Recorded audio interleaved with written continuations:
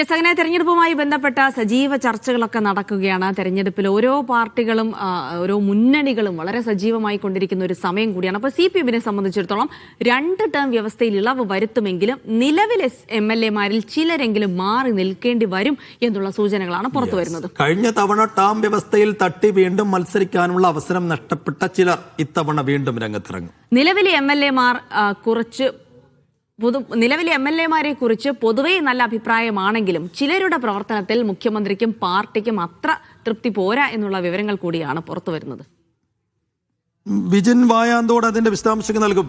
വിജിൻ, ആരുടെയൊക്കെ പ്രവർത്തനത്തിലാണ് നിലവിൽ പാർട്ടിക്കും മുഖ്യമന്ത്രിക്കും അത്ര മതിപ്പ് ഇല്ലാത്തത്? എങ്ങനെയെങ്കിൽ നിലവിലുള്ള 99 MLA-മാരിൽ 98 പേരിൽ എത്ര പേർ മാറി നിൽക്കേണ്ടി വരും, എത്ര പേർ തുടരും, എത്ര പേർക്ക് ഇളവ് നൽകാൻ സാധ്യതയുണ്ട്?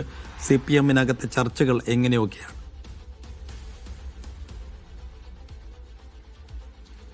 സൈഫുദ്ദീൻ ജിൽസി, അതായത് നിയമസഭാ സമ്മേളനത്തിന്റെ ഭാഗമായി കഴിഞ്ഞ ദിവസം ഇന്നലെ പാർലമെന്ററി പാർട്ടി യോഗം CPM-ന്റെ പാർലമെന്ററി പാർട്ടി യോഗം ചേർന്നിരുന്നു. അത് സ്വാഭാവികമായും നിയമസഭാ സമ്മേളനം ചേരുന്ന ഘട്ടത്തിൽ ചേരുന്നതാണ്. അതുകൊണ്ട് തന്നെ ആ യോഗത്തിൽ മുഖ്യമന്ത്രി ഇക്കാര്യത്തിൽ വ്യക്തമാക്കിയത്, അതായത് എല്ലാവരും മണ്ഡലങ്ങളിൽ സജീവമാകണം, നേരത്തെ സജീവമായതിനപ്പുറത്തേക്കുള്ള പ്രവർത്തനങ്ങളിലേക്ക് ജനങ്ങളുമായി നേരിട്ട് ഇടപെടുന്ന നിലയിലേക്കുള്ള ഒരു ഇടപെടൽ എല്ലാ MLA-മാരുടെ ഭാഗത്തുനിന്നും ഉണ്ടാകണം എന്നുള്ള നിർദ്ദേശമാണ് മുഖ്യമന്ത്രി നൽകിയത്. അതിന് തെരഞ്ഞെടുപ്പുമായി ബന്ധപ്പെട്ട് തെരഞ്ഞെടുപ്പിലേക്ക് പോവുകയാണ് നമ്മൾ.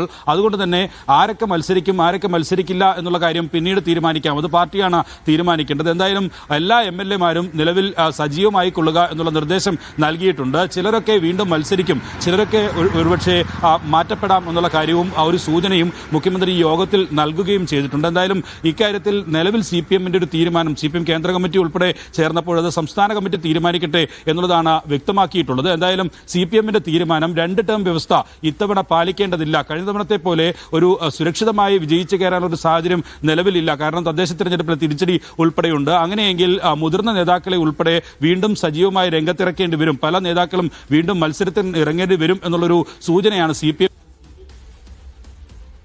കഴിഞ്ഞ തവണ മന്ത്രിസഭയിൽ ഉൾപ്പെട്ട മുതിർന്ന നേതാക്കൾ ഉൾപ്പെടെയുള്ള ആളുകളുണ്ട്.